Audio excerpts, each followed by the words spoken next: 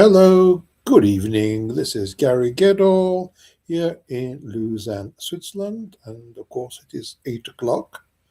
And welcome to this Monday evening edition of Who is Meghan Markle? So tonight we're going to have the first episode of Who Are Meghan's Men? Now, we've already been introduced to some degree to two of Meghan's men. That is her father, Thomas Markle Sr., and her first husband, Trevor Engelson.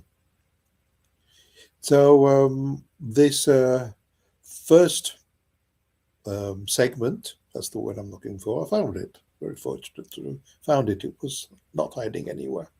His first segment is going to be on Thomas and Trevor, because they're both begin with T, and because it's relatively short.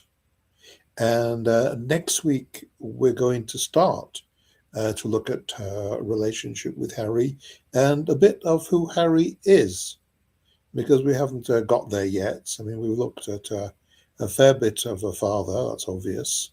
Hello, good evening, welcome. So, as I say, tonight we're going to look at Thomas Markle Sr. and Trevor Engelson, the first of her three men, first of Meghan's men. And the reason why I find also they put the two together is that in many areas they're actually quite similar. They're quite serious, quite studious. I would say well-educated in being kind and polite, hardworking. They studied their craft. They're serious in what they've done. I think it's really important that we have a look and see how they are similar and how they are different. And so we'll start off. There's a few of you here. If you want to send a chat and say who you are, where you are, it's always nice to know. So we're going to start and have a look at the first two of Meghan's men. Just take a moment. We need to go a little bit complicated. There we go. Hopefully.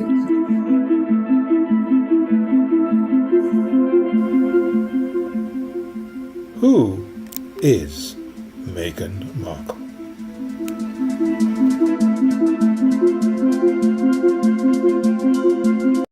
Was evident. That was obviously before.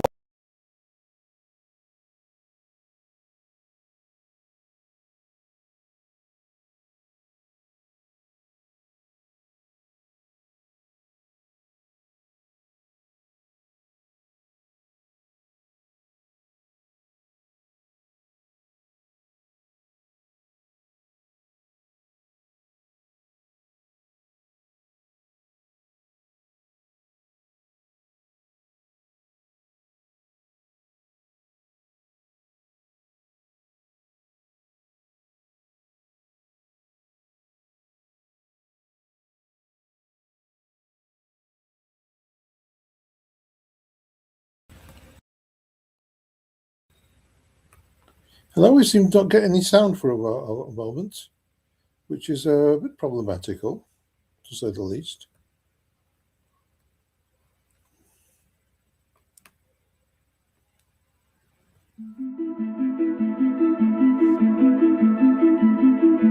No sound. That's bad. Who is Meghan Markle? You could read it, so I don't think that's going to help. Who is Meghan Markle? Hi, this is Gary, psychologist, psychotherapist, family therapist, looking at who is Meghan Markle. Tonight, we'll be looking at the first part of the question, who are Meghan's men? This is very frustrating. Tonight, we'll look at the psychological profile of Thomas, her father, and the history of Trevor, her first husband. I'll start again, because I think... Let's get to...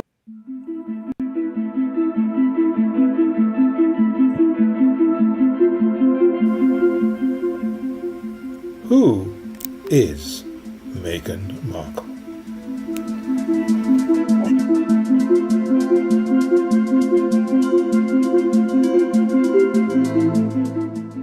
Hi, this is Gary, psychologist, psychotherapist, family therapist, looking at who is Meghan Markle. Tonight, we'll be looking at the first part of the question, who are Meghan's men? Tonight, we'll look at the psychological profile of Thomas, her father, and the history of Trevor, her first husband. Let's get to her father, Thomas Markle Sr. Now, I'm reading this. This is an assessment of Thomas Markle Sr. that I've downloaded from ChatGPT. Why make it up when you can just read it? But I will reflect on this further on.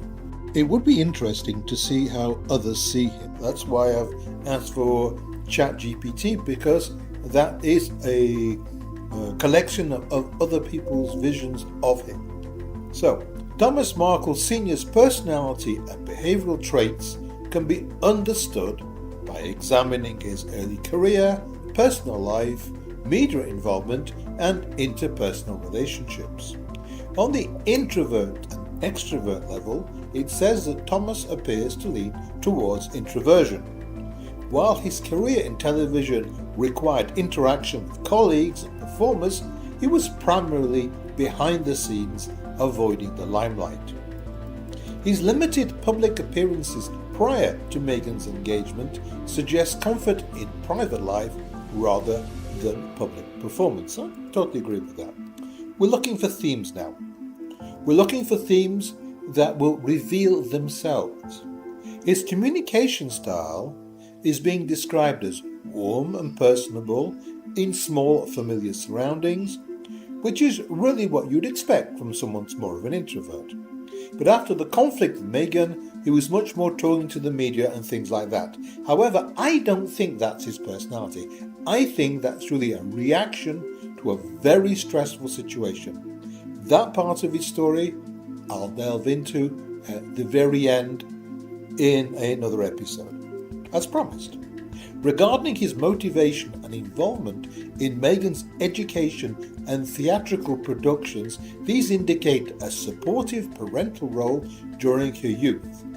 I've not mentioned that before, but it's certainly well worth mentioning. His pride in her achievements was evident. That was obviously before the relationship deteriorated. So, to summarise, Thomas Markle appears to be a reserved, reflective individual who prefers private life but can be found to be outspoken under emotional stress. Well, that seems to me to be fairly reasonable. His choices suggest a blend of introversion, traditional values, and a need for recognition. Well, honestly, most people need recognition from time to time. Is that a personality weakness? It's just the fact that somewhere along the line he disappeared from the story altogether. Anyway, so that's it. That's our first of Meghan's men. So, next is Trevor Engelson. I'll name him the temporary husband. Okay, early life and education. Trevor Engelson was born on October the 23rd, 1976 in Great Neck, New York, into a Jewish American family.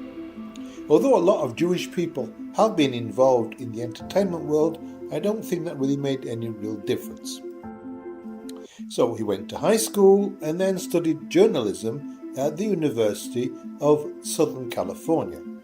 In 1998, he graduated from the University of Southern California, USC Annenberg School for Communication and Journalism. Now, according to Google, the USC Annenberg School for Communication and Journalism is exceptionally well regarded, consistently ranking among the top global institutions for communication and media studies and holding the #1 US spot in the QS World University Rankings for the field. Not bad. So already we have someone who has succeeded to enter and graduate from a very prestigious program, which speaks of intelligence, hard work, and consistency. From there, he began his career as a production assistant. Now, this is what I find interesting.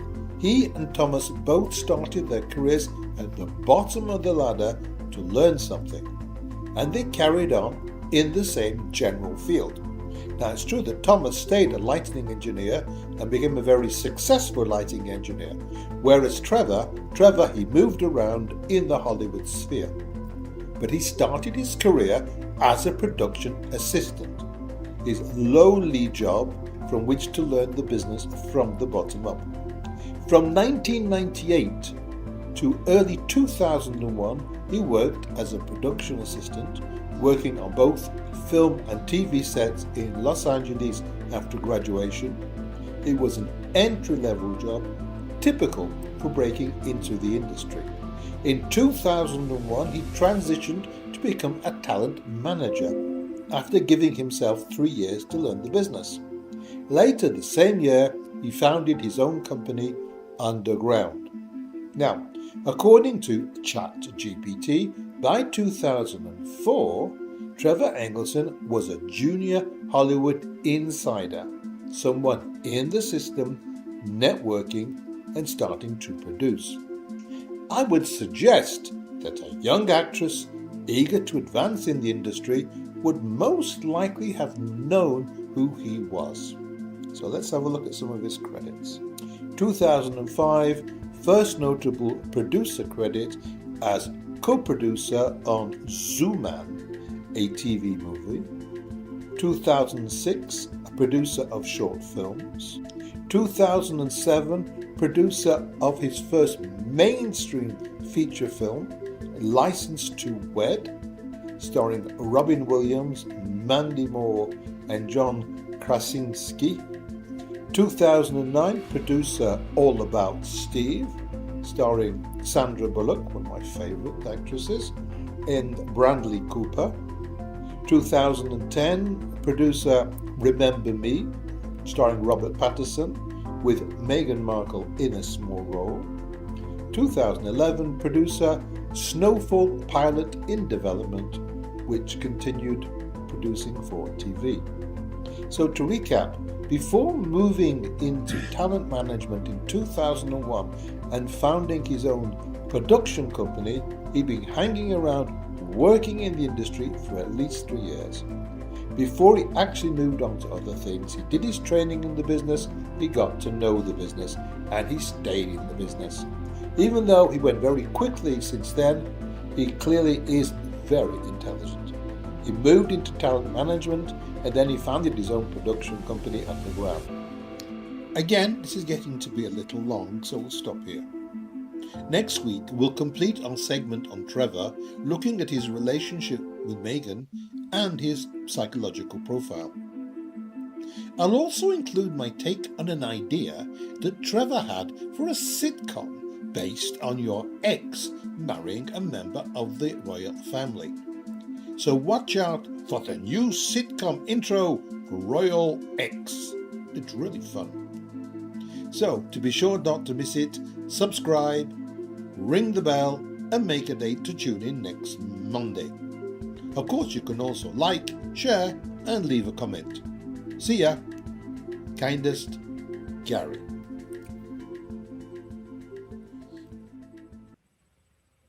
So there we are. Yeah, that was me. That was me looking a bit more posh. Actually, it's not really me. It's a computer-generated me, but it's close enough. So I'll be interested to actually hear what you thought about that. What you think about the similarities between Thomas and Trevor. As I said, I feel that there's a lot of similarity in the seriousness of the guys, of the way that they gone up from working at the basics and become very, very successful in their own fields. And so I believe that Meghan was attracted to Trevor because there were certain positive traits of her father that she more than likely appreciated. On the other hand, being a producer of films and television, I don't think was not useless for her. And although maybe she doesn't really wish to appreciate or acknowledge how much help he gave her in her early years, I'm sure that she benefited a lot from his introductions and his contacts and the way that he functions. Now, the fact, if you've looked at the other video of the first marriage, the fact that as soon as she started to become successful in Suits, she basically dropped him like an old sock. Doesn't bode very well for how she keeps in relationships. But anyway, that's another thing. So it says in the video that next week there will be more of Trevor, and there will be the entrance, the beginning of Royal X, which was just a bit of fun that I had to imagine how that would work. So please like, subscribe, send me a message. I'm here every Monday evening, if I can be, and we'll have another episode of another segments at least of Who is Meghan Markle. We've got quite a few more to come. We've got all to do with Harry, which is really important.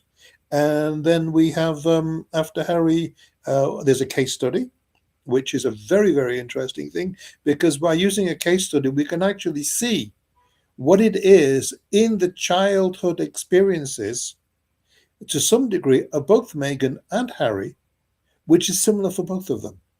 That's my job as a therapist.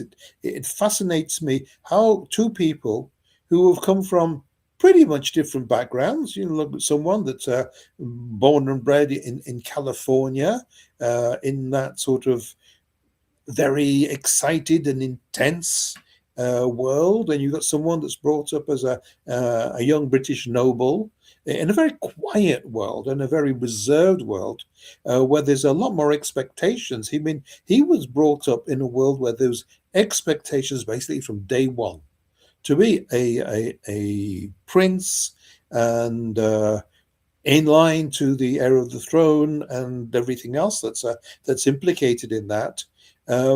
Is it not the same to be brought up as maybe a little bit of a sport little girl with every possibility and every freedom in California? So it does seem to be particularly different. And yet I really believe, and you'll see this in future videos about Harry and Meghan, that the way that their mothers functioned, I consider to be almost identical, which might seem odd to you. And the way that their fathers are, and you say, well, how can you say that a lighting technician in California could be similar to the prince, future king of England? How can they be similar and how be the same? But my job as a therapist is to actually to look at the way that people function.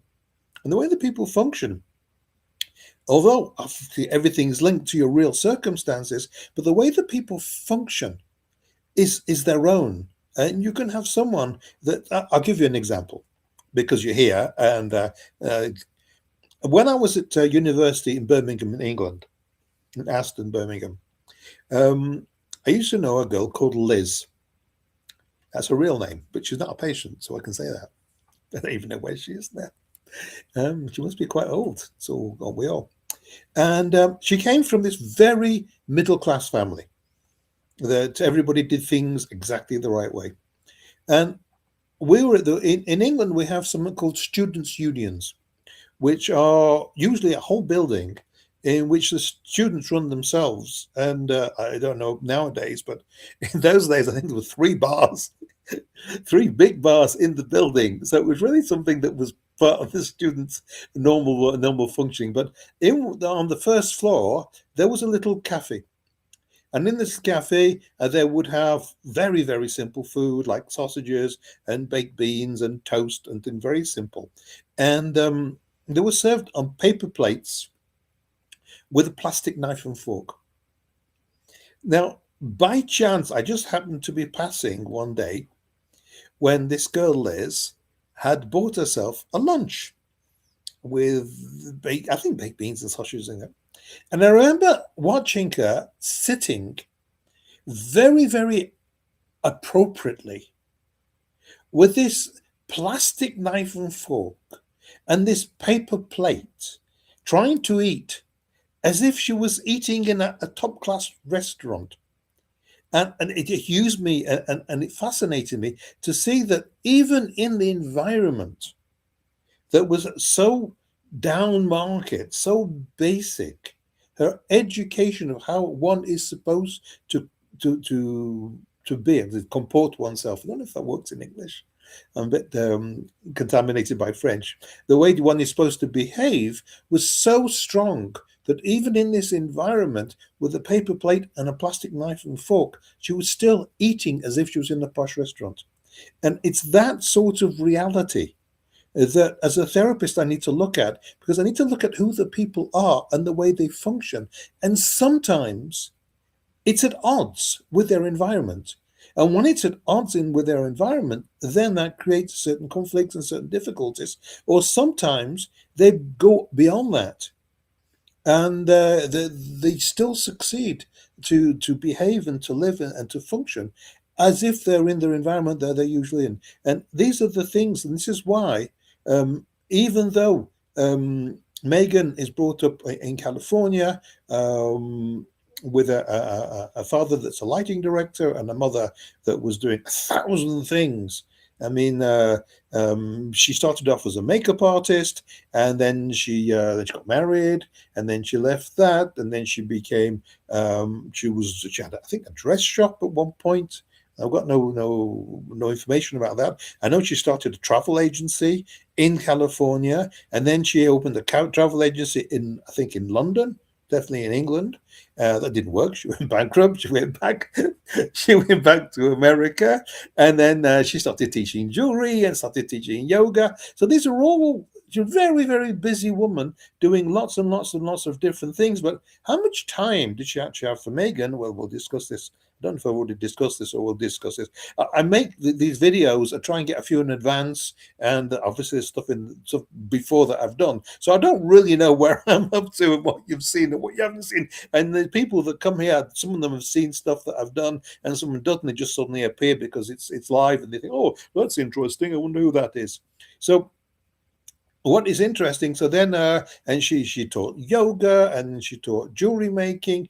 Where she's trained to do it, I have no idea. And then she went to university after that, and she studied I think social sciences or something like that. She got a bachelor, she got a master, she went social worker, and then she sort of took over a nursing home in Switzerland. They call that an EMS, an establishment medical social, and an old people's home, nursing home, whatever.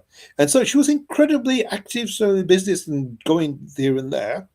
And she left Meghan when I think Meghan was 2, so she could go and do all these wonderful things and be very active. On the other hand, you look at Harry and Diana. Diana, I just have to switch my phone off. I'm not available. Just send a message. This is that's my partner that's phoning me like that. I'll be with you in just a second. Don't go away. Don't go away. I'll be with you. Come on, you.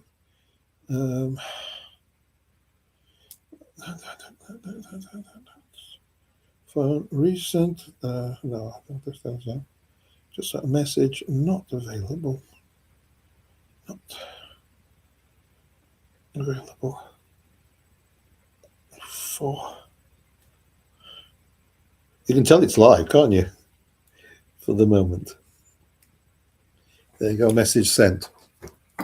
So we've looked at Meghan's mother, Doria, and we look on the other side, when we look at Harry's mother. I said this is all in different videos, and you look at that, is that she didn't separate when he was 2. He was much older than that, but it seems that quite early on in his life, she started to have, from what I understand, other relationships, and she was going here and there, and she was not very available either as a mother. And of course, as a young royal, Harry was very, very early on put into nursery school and then middle school and then boarding school. And then I think he went to Sandhurst, I think. There was very sort of like in the English educational system, which kept him away from home also quite a lot. But I think she was also very, very much involved with going in all different directions and doing all different things. So I don't think she was very available. However, and this is what's really fascinating, and this you'll see in the videos when we look at them, is the fact is that both of the mothers, I mean, I don't know, because it's very, very unclear what sort of time Meghan spent with her mother. It's very difficult. Can't seem to find any information on the internet to really clarify how much time they spent together. However, whenever Meghan talks of her mother, she was wonderful. She taught her values and yoga and things like that. So Meghan's image of her mother is wonderful. Harry had some incredible times with his mother. He might not spend a lot of time, but I just read something on the internet. I read that tonight, so it's interesting. Is that I think is it Kurt Russell, the actor? Goldie Hawn. Goldie Hawn, who was a good friend of the Duchess of York, whose name escapes me for the moment, ginger one.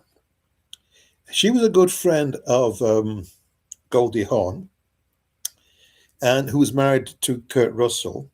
And it seems that Diane met them at an opening of a film. And she mentioned to them how difficult it was with having the paparazzi there all the time and having no time. And what I read, I think it was today, was that Goldie Hawn mentioned to the Duchess of York, whose name will come back to me at some point, that she should contact Diana. So Diana contacted them, and she and Harry and Andrew went and stayed in their ranch for, I think, 10 days. So can you imagine you're off with your mother and your brother at quite a young age, must have been, and you've spent a week or 10 days at the ranch of two film stars in America. That must have been an incredible experience. As well as that, she took the kids to Germany and where else they took them. So, and then there was this whole thing with the sports day at school. So I'm totally convinced that Harry's image of his mother must have been wonderful, because like every time he was in contact with her, it was wonderful. And I hear also Meghan's attitude towards her mother is also somebody that was wonderful. And the poor bugger fathers, I'm sorry to call King Charles a poor bugger father, I might get into trouble for that. They sort of like solid, stable, present. They're like, they're no good. They're the bad ones. They're the ones. And if you look at Meghan with her father, I don't know if she's even contacted him. He's like, I think the last thing I heard, he's lost a leg. And it's really in a poor way. And it seems, and as I say, things change very quickly. I think that she won't contact him. Now, why she won't contact him, and all the stuff with around the wedding, before the wedding, with the photos, and then after the wedding with the letter and things like that, that is something I'm not going to talk about here. I'm not going to talk about here because I have a whole thing about that. And it's something I don't want to share too much of because I want you to watch it and I want you to enjoy it. So anyway, I believe that there have been similarities in the different people. As I say, I call this segment Meghan's Men, because I believe that Thomas Sr. and Trevor and Harry have all got things that link into her story, into her past, and that's my job. I'm a family therapist, systemic therapist. So I look for patterns. I look for references to the childhood, references to the parents. So that's what I do. So anyway, I'm going to go now because I've not had my dinner yet. I'm in the middle of trying to finish a book that I'm writing, just in case you're interested. I don't know, you're still here. So I'll tell you about it. It's a book called Indirect Hypnosis, which I have written about 3/4 of at the moment. I'm hoping to get finished in the next days, if not week or so, because I do these things quite quickly. And so I'm busy working on that, and need to get back, try and finish one of the chapters before I have my dinner and go to relax for a bit. So I thank you so much for your time and appreciate you coming. And I'll see you next Monday. Please send me a message, like, share, and if you're here next Monday, then I'll see you next Monday. But write to me if you want me to talk about anything, because, as you can see, I like to talk. So have a great week, and I'll see you on Monday. Bye for now.